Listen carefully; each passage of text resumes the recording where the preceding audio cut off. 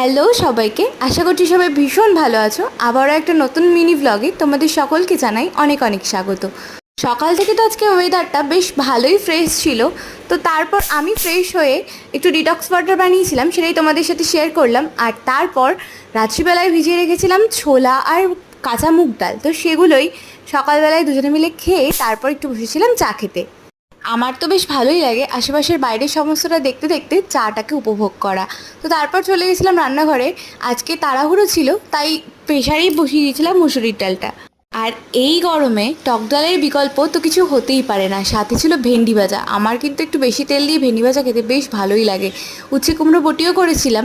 আবার এদিকে দেখো, ঘরদোর অনেক দিন ধরে পরিষ্কার করাই হচ্ছিল না। রোজই ভাবছি করব করব, হয়েই উঠছিল না, রান্নাবান্নার চাপ ছিল তাই। আর আজকে একটু রান্নার চাপটা কম থাকায় তাই ঝটপট লেগে পড়েছি এবার ঘরদোর পরিষ্কার করতে। এত পরিমাণে নোংরা হয়েছিল সে আর কি বলবো। তোমাদের সাথে কথা বলতে বলতে আমার বেশ অনেকটাই কাজ এগিয়ে গেছে। আর এটা কিন্তু আমার বরাবরই অভ্যেস, কড়াইতে রান্না চাপিয়ে দিয়ে তারপর বাকি কাজগুলো করতে আসার। আর তাতে মনে হয় একটু বেশি সুবিধে হয়, দুটো কাজবাজি একসাথে হয়ে যায়। তো তারপর আমি নিজের জন্য কিছুটা সময় পাই। আর এই লোকনাথ বাবাটাকে আমি আমার ঘরেই রাখি, সিংহাসনে প্রতিষ্ঠিত করিনি।